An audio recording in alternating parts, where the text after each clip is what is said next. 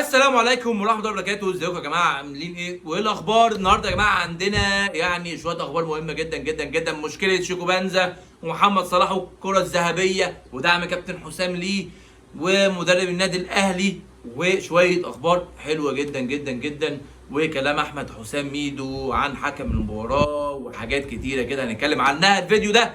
ما تنساش تعمل بقى اللايك وسبسكرايب، تشترك معايا في القناة وتفعل زر الجرس عشان يجيلك كل جديد.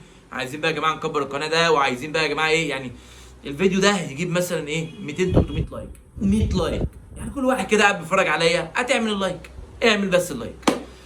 نتكلم بقى اول حاجه عن مشكله شيكو بنزا الجميل الحلو الاسمراني الرايق ده. بص بقى يا سيدي، شيكو بنزا نربع كده ونقعد مع بعض. شيكو بنزا بقى يا جماعه ده كان بيعمل ايه؟ ده يعني شويه جه متاخر، وشويه طبعا في الاول خالص راح وهو خارج بقى كان متضايق وقعد يبرطم ويعمل كده، وطبعا اتوقف وهو لاعب مشاغب جدا جدا جدا. اخر طبعا المشكله ليه، وقعد كده تقريبا مع كابتن عبد الناصر اللي هو مدير الكوره، قال له بص انا بصراحه انا عايز مستحقاتي، فانا تمام ومش مصاب والدنيا حلوه، بس عايز عايز مستحقاتي، عايز فلوس. وبصراحه هو حقه، يعني هو حقه، مش هقدر اتكلم واقول لا مش حقه، هو حقه.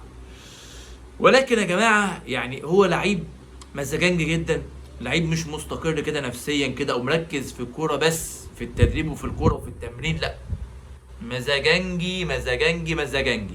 فاللعيب اللي زي ده ما بيعمرش، بتاخد منه ماتش اتنين وبينام، او بتلاقيه دماغه سرحت في حته تانية، راح في حته تانية. فده لعيب يعني شبه كده يا جماعه، ده مش هيكمل في الزمالك، ده مش هيكمل في الزمالك، يعني في يناير ممكن تلاقيه مشي بنسبه كبيره جدا. فهقول لك شويه اخبار كده عنه. قال لك في جلسه تهدئه بين جون ادوارد وشيكو بنزا بعد تهديد اللاعب بشكوى الزمالك للفيفا بسبب مستحقات المتاخره. فهو عايز يشتكي، تخيل عايز يشتكي النادي بتاعه اللي بيلعب فيه حاليا عشان مستحقاته متاخره. يعني غريبه غريبه. شيكو بنزا بقى يا جماعه في 8 سنين راح 9 انديه، انت متخيل؟ في 8 سنين راح 9 انديه، ده اللي يبين لك ان اللاعب يعني مش مستقر في نادي، وكل الانديه عمل فيها مشاكل ومع المسؤولين مشاكل وعمل فيها مشاكل، مش طلع عادي مشي عادي جدا في هدوء، لا، سبب مشاكل في الانديه، في كل نادي راح فيه ومشي بمشاكل، ما مشيش كده عادي.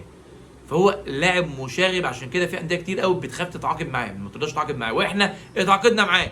ولكن يلا اللي حصل يا جماعه ومش مشكله ونعديها، يعني مش هنزعل عليه، ما هوش مثلا الفينا بزيرا مثلا الراجل البرازيلي القوي جدا ده، هو عادي يعني لعيب عادي، مشي بقى قعد مش مشكله. اقول لكم على حاجه، والله مصطفى شلبي احسن منه. ايه رايك بقى؟ ايه رايك بقى؟ بس مش عارف بقى اتفق معايا ولا لا، اكتب لي في الكومنتات وتعمل اللايك. ها، اهم حاجه اللايك، لو انت مش قاعد بتتفرج عليا لغايه دلوقتي اعمل لايك يا صاحبي. نروح خبر بقى تاني اقول لكم. بالنسبه برضه لنادي الزمالك، كان في نادي ديكاداها الصومالي بيلاعب الزمالك السوداني، ده اللي هيتاهل منهم هيلاعب نادي الزمالك في دور ال 32 بتاع الكونفدراليه. ديكاداها كسب الزمالة 1-0 وشكرا على كده، وديكاداها رسميا هيقابل نادي الزمالك في الدور ال 32 بتاع الكونفدراليه اللي هيأهلنا ان شاء الله، يعني نروح على مجموعات باذن الله. بس كده. وهقول لك خبر تاني جميل كده لذيذ برضو. عندك رابطة الأندية المحترفة تستقر على تقديم موعد مباراة الأهلي وكهرباء الإسماعيلية اللي تقام 4 أكتوبر بدلا من 5 أكتوبر. وخلوا يا جماعة طبعا الشهر الجاي، خلوا يا جماعة ماتش إنبي وزد بدل ما هو كان 4 خلوه 5، يعني بدلوا ده مكان ده، ده كان 5 خلوه 4 وده 4 خلوه 5. تمام تمام. دي رابطة الأندية اللي عملت كده. وطبعا يا جماعه فيريرا بيدرس ان هو يريح عمر جابر في ماتش الجونه اللي هو يكون بكره ان شاء الله يوم الثلاث، وطبعا هيبقى احمد فتوح بدل بنتايك اللي هو موقوف. فطبعا كده يا ربنا يستر بصراحه يا جماعه، ماتش الجونه فيه غيابات كتيره جدا جدا جدا جدا، والماتش ده لو حصل تعثر قبل ماتش القمه هتبقى مشكله كبيره لينا احنا كزملكاويه، فربنا يستر، ربنا بجد يستر يستر. عندك بقى كابتن حسام حسن نزل في الانستجرام كده بيدعم كابتن محمد صلاح طبعا، اللي هو مرشح للفوز بالكرة الذهبية. تعالوا نشوف قال ايه. تعالوا. قال لك بقى كابتن حسام قياسا بالصعوبات التي واجهها طوال مشواره فهو يستحقها، قياسا بحجم التحديات التي تغلب عليها فهو يستحقها، قياسا بسنوات من التألق والتميز والإبداع في أقوى دوري في العالم فهو يستحقها. فمن الصعب أن تصل للقمة، ولكن كل الصعوبة تكمن في الاستمرار على القمة، وقد وصل للقمة واستمر عليها لسنوات طويلة بفضل الله أولا وموهبته واجتهاده وإصراره، حتى أصبح نموذجا يحتذى به لكل عن الباحثين عن النجاح. دي حقيقة. فهل آن الأوان أن تنصف كرة القدم وينصفه من بيدهم اختيار الفائز؟ دعواتنا ودعوات المصريين وكل جمهور صلاح حول العالم بأن يكون صلاح هو الفائز بالكرة الذهبية، لتكون خير تتويج لمسيرة لاعب عظيم قد لا يتكرر مرة أخرى في تاريخنا الكروي المصري. ودي حقيقة بجد صعب يا جماعة حد يجي في تاريخ مصر زي محمد صلاح، صعب جدا، صعب جدا.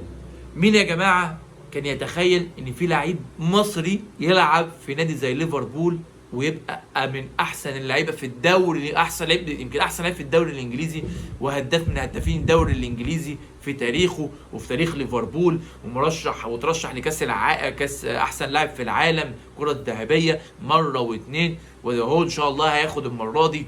مين كان يتخيل مين كان يتخيل يا جماعه؟ ده احنا كنا بعاد قوي يعني بجد. محمد صلاح ربنا يكرمك يا ابو صلاح يا ابو مكه ويوفقك وتاخد الجايزه يا رب. طبعا هنا بقى ايه يا سيدي، بيقول لك عندنا ايه اخبار تانية معانا هنا. بيقول لك هنا مطالب في الجهاز الفني للزمالك براحه حسام عبد المجيد خلال مواجهه الجونه خوفا على حصوله من البطاقه الصفراء، ومن ثم ايقافه في لقاء الاهلي. بصراحه اتوقف ما توقفش مش فارقه، هو اسماعيل والونش يلعبوا جنب بعض عادي، فهم خايفين ان هو يتوقف. انا بالنسبه لي عادي يتوقف، حسام ما بقتنعش بيه قوي عامه.